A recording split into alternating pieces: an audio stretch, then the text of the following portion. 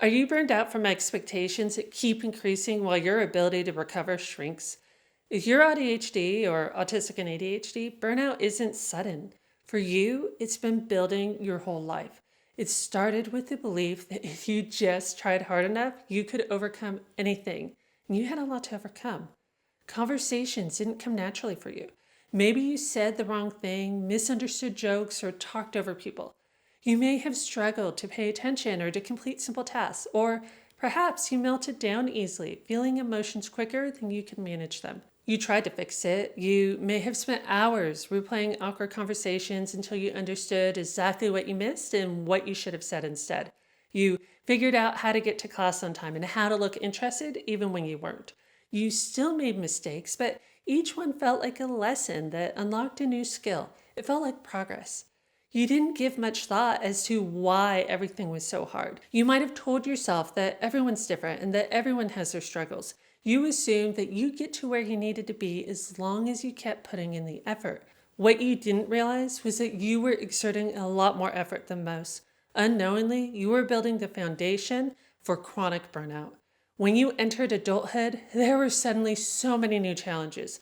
Finding and keeping a job, building relationships when there was no school or extracurriculars to facilitate meeting people, adjusting to responsibilities you couldn't easily delegate, like paying bills, making appointments, or keeping track of everything that used to be handled for you. At first, you approached it with optimism, just like you always had.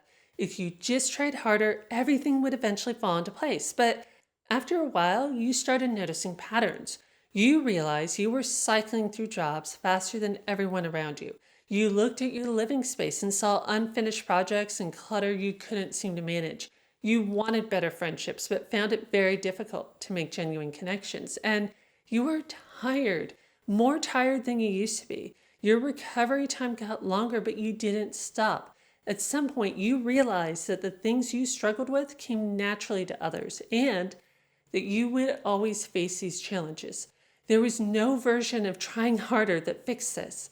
That left you in an impossible position. You could reduce your responsibilities and lower your ambitions, embracing simplicity while watching peers achieve your dreams. Or you could push forward, just like you always had. Even if it was unfair, that was what you knew. You still had a life to manage, so you kept going, not because you believed it would get easier, but because you didn't know what else to do. Over time, the exhaustion accumulated. You can no longer navigate the things you used to or keep up a happy facade. Eventually, you hit a wall that no level of desire or perseverance could overcome. Maybe your body finally revolted after years of chronic stress, gifting you with sudden neurological symptoms like spasms, seizures, or vertigo. Or maybe your mental health collapsed because you felt trapped, unable to keep up and crushed by the weight of the responsibilities. Suddenly, easy things felt impossible and you felt distance from the things you loved. This can be the consequence of pushing through autistic and ADHD burnout. If you don't slow down, eventually your body will make the choice for you. Maybe you've already hit that point. You've tried the usual advice of taking breaks and practicing self-care, but it never really worked. And that's because traditional burnout advice assumes your burnout is tied to something specific, a demanding job, a difficult relationship, too many responsibilities. And for most people, if you remove the stressor, you can recover and move forward. It might not be easy, but it's possible. Your burnout is completely different. It isn't tied to an external factor you can separate yourself from. Your burnout comes from the mismatch between how your brain works and how everyone else expects you to operate. When you're autistic, you're constantly expected to present yourself in a way that feels unnatural. You've learned that the way you see the world isn't shared by your peers, and that isolates you. With ADHD, you struggle to show up the way you wish you could. Consistency feels impossible, and that makes you feel like a failure. You want people to see the real you, but somehow when the moment comes, you get in your own way. As a result, you hold yourself to impossible standards, thinking that if you just try harder, it will finally be enough.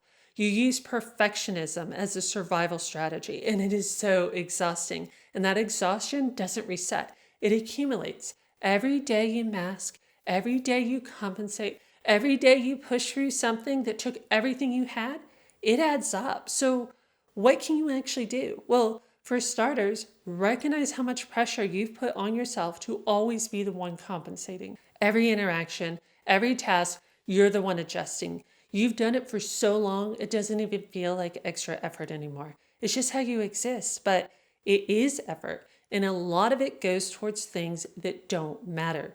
Replaying a conversation that's already over, running through hypothetical situations that probably won't happen, or holding yourself to ridiculously high standards. Maybe it's adjusting how you work, not whether you work.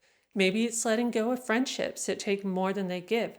Maybe it's being honest with the few people you trust about what you're actually going through, instead of pretending to be fine when you aren't. Beyond that, it's important to pay attention to your needs and protect them. You know that after something socially demanding or overstimulating, you can't just move on to the next thing. Your brain needs time to return to baseline. This might look like silence, solitude, or having no demands placed on you while you recover. And if you don't get that time, you're not just tired, you're dysregulated. You also know that when something is weighing on you, such as an appointment later in the day or an unresolved conversation, it doesn't just sit in the background. It takes over, putting everything else on hold. You can't focus on the present because part of your brain is already preparing for the thing that hasn't happened yet. And when you finally get to it, you're exhausted and disappointed by your lack of productivity for the day. You can't change how your brain processes what's ahead, but you can be aware of it and try to schedule things so they have minimal impact. Another challenge is that you likely have fluctuating windows of time each day where you are genuinely productive. And when those get interrupted, you might lose that focus entirely. This can leave you feeling like you wasted the day.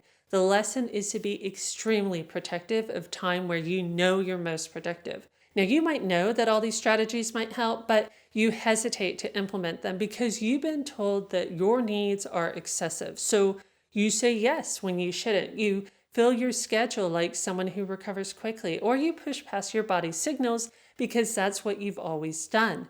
Where you can, stop doing that and start questioning what you've been tolerating. You might be spending hours in an environment that's overwhelming and not even know it because you've normalized it. If possible, try to identify how adjustments to your environment can reduce mental load. Being autistic and ADHD means daily life will always require more from you. That's not going to change. But when you stop blaming yourself for struggling and start understanding why, you can start making choices that actually work for your brain instead of against it. That won't fix everything, but it can take a lot of the pressure off. If this resonated, please consider becoming part of the AuDHD Hub community on Patreon. There are free resources and community spaces and paid options if you want additional support. The link is in the description down below. Thank you so much for being here today. I will see you next time.